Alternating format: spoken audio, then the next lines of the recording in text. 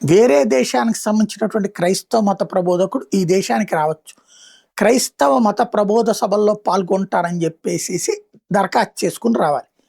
అలా కాకుండా ఇక్కడికి టూరిస్ట్ వీసా మీద వచ్చి ఇక్కడ మత ప్రచారాల్లో పాల్గొంటారు వాళ్ళు. పోనీ అది వదిలేయచ్చు. కానీ భారతీయుల విశ్వాసాన్ని, హిందువుల విశ్వాసాన్ని అపహాస్యం చేస్తూ, వెటకరిస్తూ వాళ్ళు వాగుతున్నారు అక్కడ. అలాంటి వాళ్ళ మీద చర్యలకి కేసు పెట్టామనుకోండి, అతను నోటి దోల అని చెప్పేసేసి వెంటనే స్టేషన్ బెయిల్ ఇచ్చేస్తేనే న్యాయస్థానాలు, చట్టం లేదని.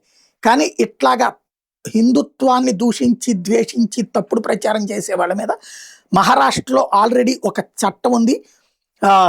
ఇది ఫ్రీడమ్ ఆఫ్ రిలీజియన్ యాక్ట్ 2026 అని. పరమతాన్ని దూషిస్తే, నీ మత ప్రచారం పేరుతో పరమతాన్ని దూషిస్తే వాళ్ళకి 5 సంవత్సరాల నుంచి 7 సంవత్సరాలు జైలు శిక్ష విధించే చట్టాన్ని తీసుకొచ్చారు.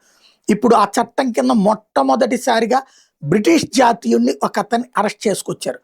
డివోషన్ టు జీసస్ అనే ప్రోగ్రాం పెట్టి అక్కడ హిందూ దేవుళ్ళని గురించి దారుణమైన కామెంట్లు చేసుకొచ్చారనమాట.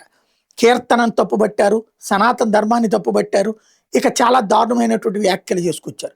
ఇప్పుడు అతని మీదన ఈ కేసు మహారాష్ట్రలో కొత్తగా తీసుకొచ్చినటువంటి మత మార్పిడుల నిరోధానికి అనే కంటే కూడా పరమత దూషణ చేసేటటువంటి వాళ్ళు ఫ్రీడమ్ ఆఫ్ రిలీజియన్ యాక్ట్ కిందన అరెస్ట్ అయిన మొట్టమొదటి వాడు బ్రిటిష్ వాళ్ళు. ఇప్పుడు ఆ బ్రిటిష్ ప్రభుత్వం మళ్ళీ రంగంలోకి దిగచ్చు. ప్రపంచవ్యాప్తంగా ఉన్నటువంటి క్రైస్తవ మత ప్రబోధకులు రంగంలోకి దిగచ్చు.